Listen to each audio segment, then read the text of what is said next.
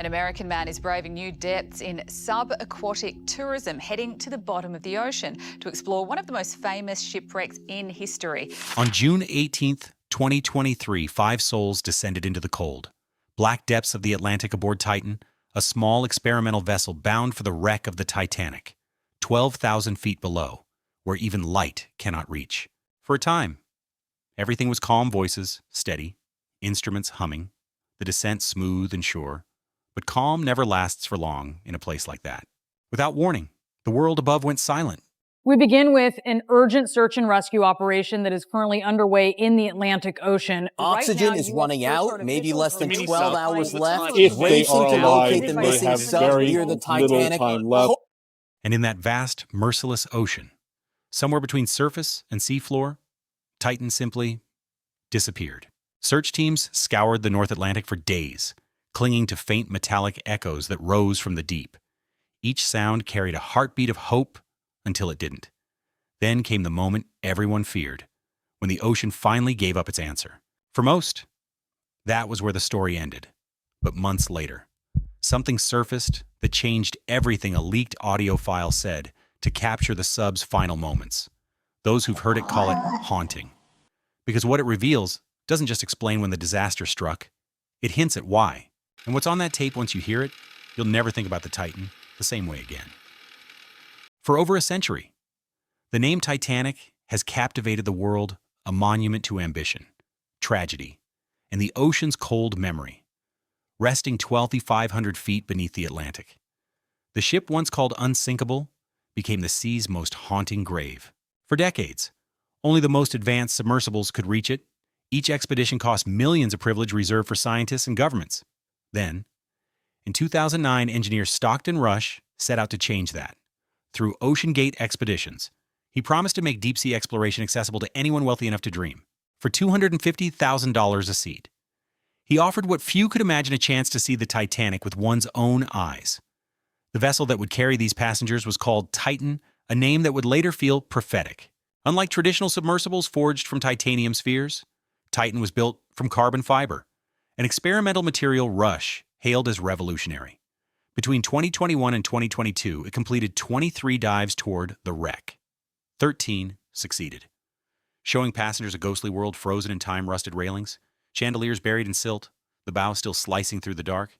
Explorers, filmmakers, and thrill-seekers all came for the same promise to touch history itself. But beneath the success, warning signs were already there: equipment malfunctions, unexplained delays, and strange metallic groans echoing from the hull. David Lockridge had seen enough. As Oceangate's director of marine operations, he knew every bolt, seal, and layer of the Titan. At first, he believed in Stockton Rush's dream to make the deep ocean accessible to all. But the deeper he examined the sub's construction, the more it began to feel like a clock counting down to disaster. In 2018, he did what any responsible engineer would do: he documented everything. His safety report was not a complaint, but a warning. It outlined fundamental design flaws that, if ignored, could end in catastrophe.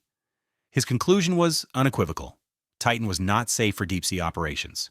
The first red flag was the hull. In marine engineering, symmetry is survival.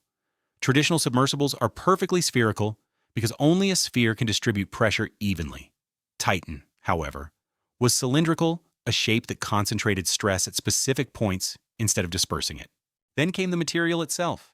The hull was built not from metal, but from carbon fiber bonded with resin, a combination never approved for such depths.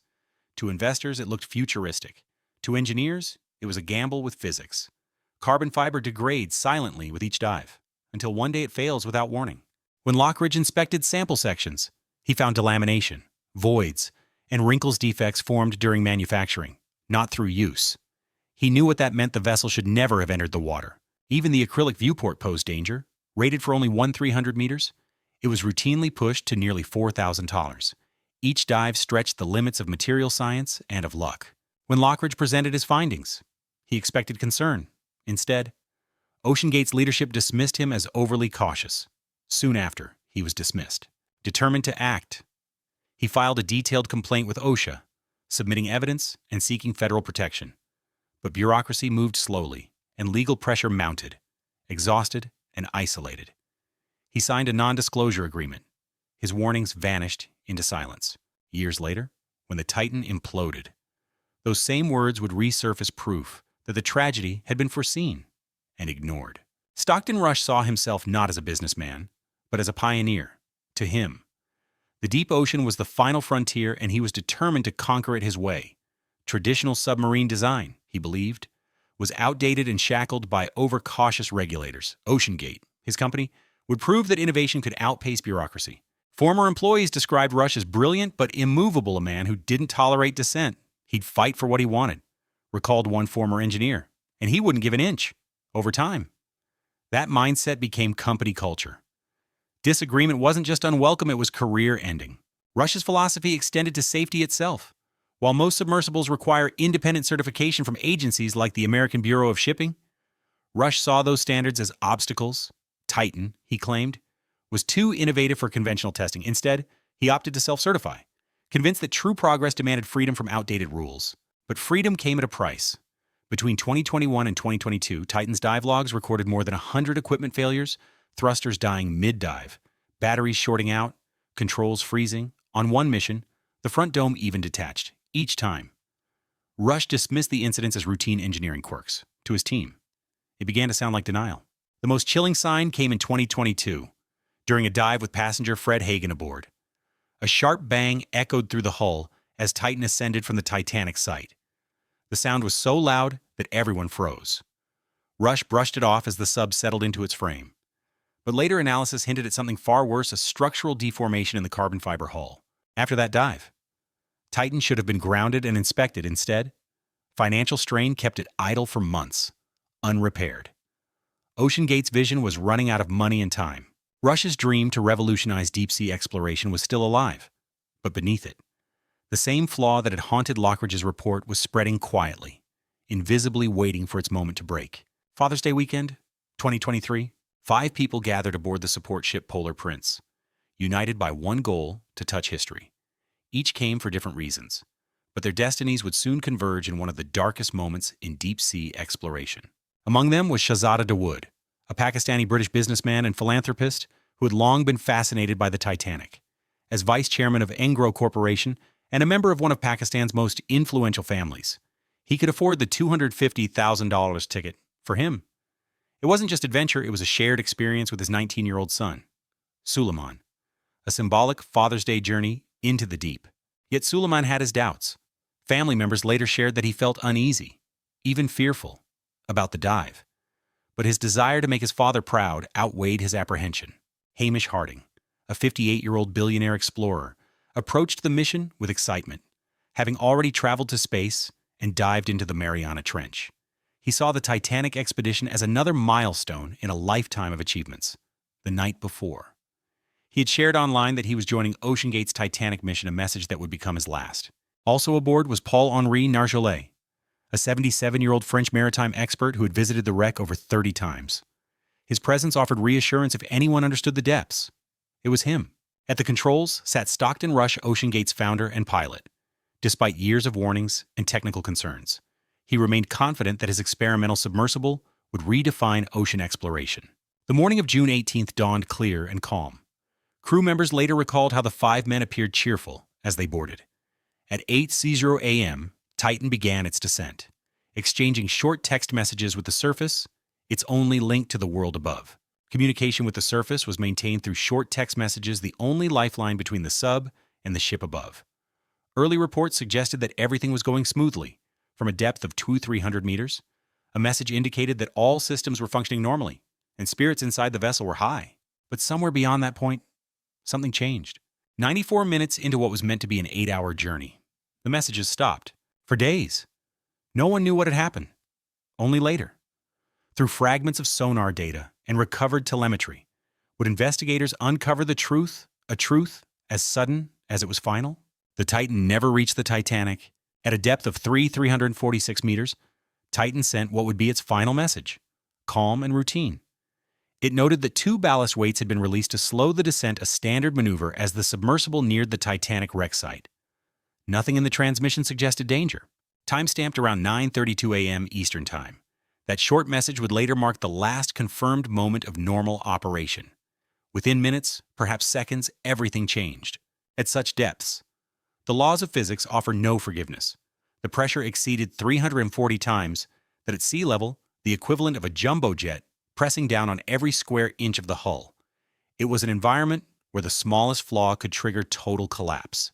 Traditional deep-sea submersibles are built conservatively, thick titanium spheres engineered to distribute stress evenly, equipped with redundant systems to survive even partial failures. Titan, however, defied those conventions. Its carbon fiber hull, once celebrated by Stockton Rush as revolutionary, had always been its greatest risk. Over time, each dive stretched the material beyond its limits. Microscopic fractures formed within the carbon fiber layers, spreading like invisible veins of weakness. The defects identified years earlier: delamination, voids. Uneven bonding had never been corrected. They had simply grown. The loud metallic bang reported during a 2022 dive had likely been the first warning. Data later revealed that the sub's structural response to deep pressure had subtly changed afterward, signaling that the hull had already been compromised. Yet instead of grounding the vessel, Oceangate left it idle for months, uninspected, before sending it back to sea. When Titan descended on June 18th, the 5 passengers noticed nothing unusual. The sub's systems reported normal status, and no distress messages were ever sent. Then, at 9:34 a.m., just 2 minutes after the final transmission, an acoustic monitoring system detected a sudden, immense burst of energy. Investigators would later confirm it as the unmistakable sound of an implosion. In a fraction of a second, Titan and all aboard were gone. For 96 hours, the world held its breath. News of Titan's disappearance spread across every headline, igniting a global race against time. Reports stated that the submersible carried enough oxygen for 4 days of countdown that transformed the tragedy into a spectacle of suspense and hope. What no one knew, what could not yet be known, was that the end had come within minutes of the dive. The 5 passengers had perished instantly at 9:34 a.m. on June 18th, but that truth lay hidden beneath nearly 4 kilometers of Atlantic water. Search and rescue operations began almost immediately. The U.S. Coast Guard coordinated a multinational response, deploying sonar systems, remotely operated vehicles, and aircraft scanning vast grids over the ocean. Canada, France, and private research teams joined in, each bringing specialized technology and deep-sea expertise. Then, on June 20th, hope flickered. A Canadian surveillance aircraft detected rhythmic underwater noises near the search zone, sounds that seemed to repeat at regular intervals. To rescuers, they resembled distress signals, perhaps from survivors tapping against the hull. Search vessels hurried to the coordinates, clinging to the belief that Titan's crew might still be alive, waiting in the dark. The world watched as coverage dominated every screen. Analysts debated oxygen levels, rescue methods, and timelines, while families of the passengers waited in anguish for news that never came. Behind the cameras, coordinators faced the brutal scale of the mission: thousands of square miles to search, and depths that defied human reach. Even if the sub had survived intact, finding it in time would demand near impossible luck. The mysterious banging noises renewed determination. Submersible robots descended, their lights cutting through the black waters in search of life. But the optimism was misplaced. Investigators would later conclude that the sounds likely came from debris or equipment interference echoes mistaken for hope. 4 days after the disappearance, on June 22nd, reality surfaced. A remotely operated vehicle discovered twisted fragments scattered near the Titanic's bow pieces, unmistakably belonging to Titan's pressure hull. The pattern of debris confirmed what experts had feared all along: a catastrophic implosion. The race against time had ended before it ever began. The images were haunting: twisted metal, torn carbon fiber, and fragments scattered across the Atlantic seafloor told the silent story of Titan's end. Coast Guard investigators released photos of multiple debris fields near the Titanic wreck, a mosaic of destruction spread across the abyss. The hull, once hailed as a triumph of innovation, was almost entirely gone. The carbon fiber shell Stockton Rush had called revolutionary had been crushed by pressure, reduced to shards, but in those fragments lay the truth. Microscopic analysis confirmed what engineer David Lockridge had warned years earlier: clear evidence of delamination, the carbon fiber layers splitting under extreme stress. Cracks radiated across the surviving pieces, showing that the material had been degrading dive after dive, long before the final descent. Further testing by the National Transportation Safety Board revealed deeper flaws. The samples showed wrinkles, voids, and uneven bonding defects not caused by the implosion, but embedded in the vessel from the day it was built. Even the pattern of debris told its story. The distribution of fragments indicated an instantaneous collapse, a total failure of the pressure hull under the weight of the deep. Experts concluded the passengers had no warning, no time to comprehend what was happening. Data from earlier expeditions traced the failure's origin even further back. The loud bang heard during a 2022 dive matched sensor readings that recorded subtle changes in hull pressure, the first measurable sign of irreversible damage. Yet Titan was never rebuilt or inspected. It sat for months, unexamined, still deemed ready for service. Investigators also uncovered the mindset that made disaster inevitable. Oceangate had bypassed independent safety certification, avoiding the rigorous testing required for human-rated vessels. Experts later agreed that proper oversight could have prevented the tragedy entirely. The leaked audio revealed the final seconds of the implosion, but the debris told the deeper truth, years of ignored warnings, leading to one inevitable end. Titan didn't fail. It was doomed from the start. The Coast Guard's final report closed with more questions than answers. Testimonies from former employees and industry experts painted a damning picture of negligence, yet many of the people who might have prevented the tragedy never appeared. The silences spoke louder than the words. Wendy Rush, Stockton Rush's wife and Oceangate's communications director, chose not to testify. As both company spokesperson and the CEO's closest confidant, she was deeply involved in the decision-making process. Investigators believed her insight could have revealed how safety warnings were handled within the company, but without her voice. Key details remained hidden. Scott Griffith, Oceangate's director of operations, and an experienced Titan pilot, also declined to appear. Having piloted the submersible on several expeditions, his knowledge of its repeated failures and malfunctions could have provided invaluable perspective. His absence left another gap in understanding how the company managed risk on missions that carried human lives. Former Coast Guard Rear Admiral John Lockwood, who had served on Oceangate's board, likewise remained silent. His dual background as both a maritime safety authority and a corporate insider raised uncomfortable questions about conflicts of interest. None of them were ever addressed publicly. The investigation ultimately exposed systemic failures and oversight. Oceangate had operated in a regulatory gray zone, using the label experimental to sidestep independent safety certification. Meanwhile, the whistleblower complaint filed by David Lockridge years earlier had stalled in bureaucracy, crushed under legal pressure until it disappeared entirely. Then came the final piece of evidence, the leaked audio. Released in early 2024, the 20-second recording captured Titan's last moment. Investigators described how the static hum of the deep Atlantic suddenly broke, with a muted but powerful boom, a sound both thunderous and final, followed by silence. The timestamp read 9:34 a.m. Eastern Time, exactly 2 minutes after the sub's last transmission. In that instant, 5 lives ended not in chaos, but in inevitability. The audio didn't just record an implosion. It recorded the sound of years of ignored warnings collapsing all at once. The legal aftermath is still unfolding. Criminal charges may soon follow, as investigators weigh evidence suggesting willful negligence within Oceangate's leadership. Civil lawsuits have already begun among them. A $50 million wrongful death claim filed by the family of maritime expert Paul-Henri Nargeolet. Beyond the courtroom, the industry itself stands at a crossroads. The Titan disaster has ignited a global push for reform, a demand that all deep-sea submersibles, whether commercial or experimental, undergo mandatory safety certification. For decades, innovation had outpaced regulation, but the tragedy forced a reckoning with a simple truth: no frontier is worth exploring if it cannot protect human life. The leaked 20-second recording remains the most haunting artifact of the event. A muted boom, sudden and final, captured the exact moment when 5 lives and an era of unchecked ambition ended, to many. That sound symbolized more than the implosion of a submersible. It marked the collapse of an industry culture that had placed progress above precaution. In the end, Titan did more than vanish beneath the Atlantic. It exposed the fragile boundary between courage and recklessness and reminded the world that even at the limits of exploration, accountability must follow. That single echo from the deep became the sound of responsibility finally catching up to those who thought themselves beyond it. What must change to ensure such a tragedy never happens again? Should every experimental submersible face the same scrutiny as certified vessels? Let us know your thoughts below. Thank you for watching, and until next time, stay curious, stay safe, and never forget the cost of reaching too deep.